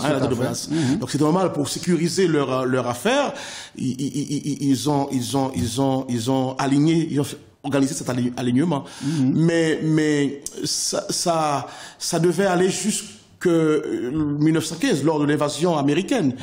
1915, c'est pas 1912, 13, comme ça. Oui, tout 12, à fait. 12. En fait, on a suspendu cet alignement de la gourde sur le franc en 1912. En 1912. Et au même moment, 1912, on a indexé la gourde haïtienne au dollar américain. Voilà. Et là, cette fois-ci, c'est au taux de 5 gourdes pour $1 américain. Donc, on a dévalué la gourde haïtienne. Aïe. Et aujourd'hui, 60 gourdes, ils font 64 gourdes pour avoir $1 américain en Haïti. Là encore, donc, c'est... Est-ce que le peuple a compris ce qui s'est passé là? Est-ce que le peuple est en capacité de comprendre quand il a autant faim? Parce que bon, c'est une... Et ceux qui avaient acheté beaucoup de gourdes avant s'enrichissent sur cette dévaluation? C'est toujours comme ça, de toute façon. Quand il y a mouvement au niveau de l'argent, forcément, il y en a qui s'enrichissent, il y en a qui s'appauvrissent. J'espère que, bon, comme ici en France, les grandes couches qui possédaient des masses, qui sont, voilà, savaient cela, donc l'écart se creuse.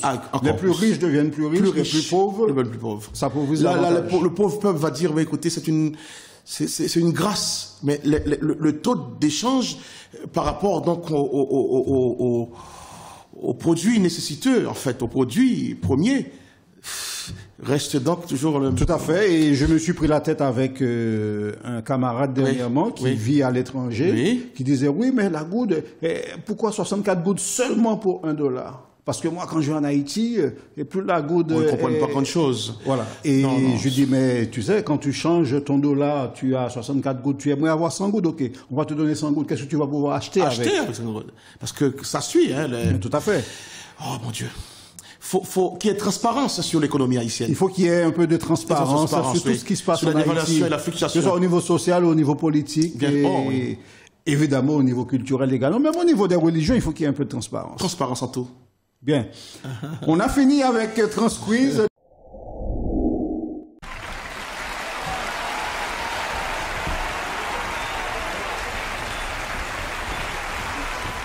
Tu as fait un sans faute. Oh, merci. Oh, mais bon. On s'efforme, hein, on s'efforme. Tout à fait. Et la dernière partie de l'émission, pour terminer, la toute dernière partie, je rappelle que cette émission est possible grâce à la revue culturelle Boyo Magazine, grâce à l'émission Boulevard du Compas, grâce à l'artiste Wilson Amos. Et tout de suite, nous passons au conseil de lecture. Oh. Le conseil de lecture, c'est quoi? C'est une rubrique que nous avons décidé d'instaurer dans cette émission pour permettre à nos invités de partager leur lecture avec nos téléspectateurs. C'est-à-dire, ils leur disent, voilà, pour cette semaine que vous allez passer sans transparence, en attendant la venue de la prochaine édition, voilà ce qu'il faudrait lire pour faire passer le temps. Et justement, je pense que le révérend docteur Emmanuel Toussaint a apparemment 2 conseils de lecture à prodiguer à nos téléspectateurs. Donc, on vous écoute. Oui, justement, vous m'avez dit que je suis pasteur, non? Tout à fait. Ah, tiens. Je ne l'ai pas dit. Ah bon, je le suis? Non, vous l'êtes. Ah, très bien, merci.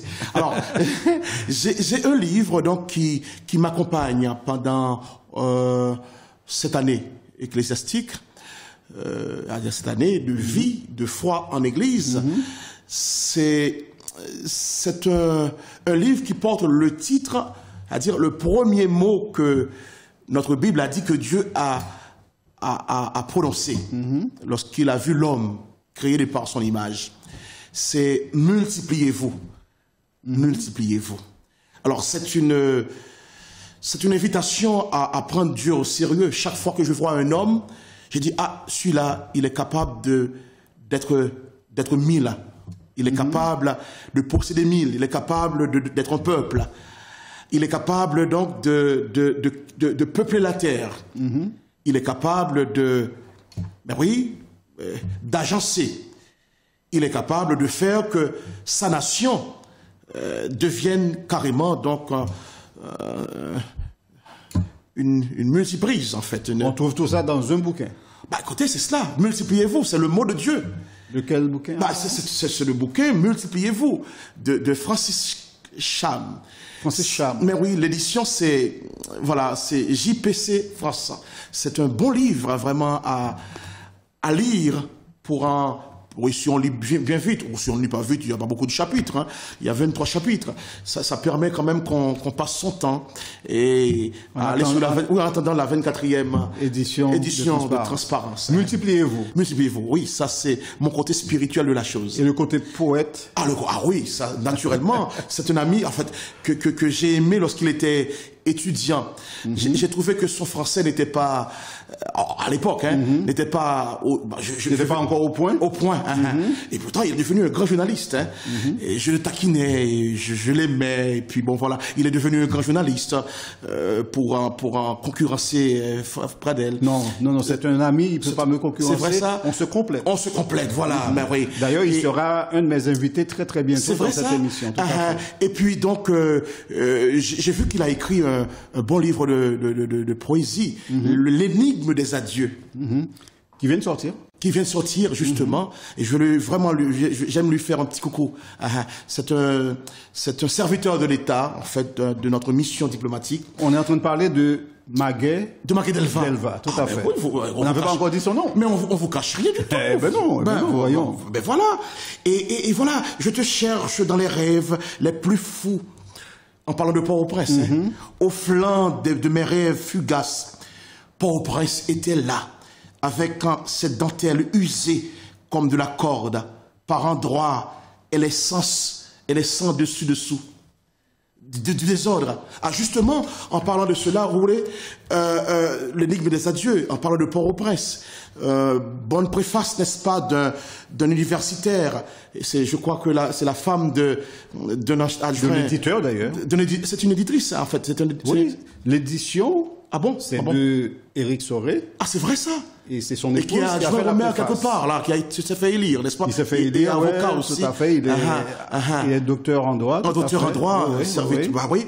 Et sa femme a préfacé, et c'est formidable. Mais Port-au-Prince doit s'organiser pour que Maguet ne pleure plus, hein, en fait.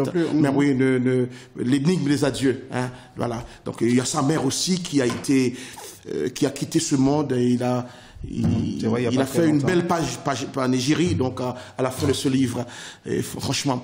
Et en lisant donc l'énigme des adieux, en abreuvant cela, donc j'ai une belle pensée pour quelqu'un aussi qui était un artiste qui vient de nous quitter. C'est un jeune de 40 ans, c'est franchement un Basquiat de l'art haïtien. Et lorsque je lis Maguet ici, et il m'a fait une œuvre. Tu parles de Jean-Sébastien. Jean-Sébastien, justement. Et j'ai dit quand même que c'est le bac oui, c'est Jean-Sébastien. Jean-Sébastien, oui. Oui, c'est le bac de la peinture haïtienne. Et puis aussi, un Basquiat tardif. Alors, il m'a justement laissé une œuvre. Et cette œuvre, décrit donc ce dessous donc de Maguet Delva de Port-au-Prince. L'énigme des adieux. Et il a écrit à l'intérieur avant de signer désordre. Et il a vu donc le désordre ambiant dans cette Port-au-Prince, cette ville qui nous devait donc donner vie à des princes et des princes véritables. Très bien, merci beaucoup. Et évidemment, on ne laisse jamais partir un invité sans lui poser une toute dernière question. Oh, encore Comment se porte la communauté évangélique haïtienne en cette période de crise sanitaire? Oh mon Dieu, merci pour cette question. On n'a plus que besoin maintenant donc pas de vos prières seulement, pas de vos intentions, mais aussi de vos aides. C'est la première fois que j'ai vu donc traverser une telle épreuve à une communauté, en tout cas ambivalente comme telle que nous. Tu sais que nous n'étions pas là lorsque Napoléon a distribué donc les cathédrales. Nous sommes nés donc de la migration et de la dernière migration, n'est-ce pas? Et donc, pour faire église, on est obligé d'avoir des lieux, car vous savez, les Haïtiens aiment donc, pas seulement leur indépendance, mais aiment vivre leur espace pour ne pas demander la charité, comme on dit. Et donc, ça fait que, voilà, on a pas des soucis, mais on est non seulement frappé par beaucoup de morts, parmi même donc le staff pastoral, et parmi aussi nombre de nos communautés, mais dont on a de bonnes pensées pour les familles pastorales, et donc les familles de nos membres, et aussi les familles haïtiennes, tout simplement, en France. Mais c'est vrai que, oui, c'est très difficile. Voilà. Merci beaucoup. Ça va aller. Merci. Oui, il faut positiver. Il faut y aller. Merci d'avoir accepté notre invitation, docteur Toussaint. Merci de m'avoir invité à honorer cette 23e transparence. J'espère que je n'ai pas déçu donc les téléspectatrices. C'est pas moi qui dois en juger, ce sont les téléspectateurs et téléspectatrices qui vont en juger. Ils en ont jugé par rapport à cette prestation. Je pense qu'on aura les retombées. Les échos. Oui, bien sûr, forcément. Bravo. Comme on dit aux États-Unis, on aura les feedbacks. Oh, je vous aime beaucoup, en tout cas. J'aime les Haïtiens, j'aime mon pays et j'aime donc tout ce qui est dit haïtien. Merci beaucoup. C'était le révérend docteur Emmanuel Toussaint dans la 23e édition de Transparence. J'espère que vous avez passé un très bon moment en notre compagnie. Rendez-vous très très bientôt pour une nouvelle édition. Et je vous précise tout de suite que nous sommes en train de vous préparer une émission particulière pour la fin d'année. Donc ça va être quelque chose de sublime. Ça ne sera pas du Transparence, ça sera une émission sur la fin d'année. Et beaucoup de choses se préparent en ce moment en coulisses. Je vous dis à très bientôt.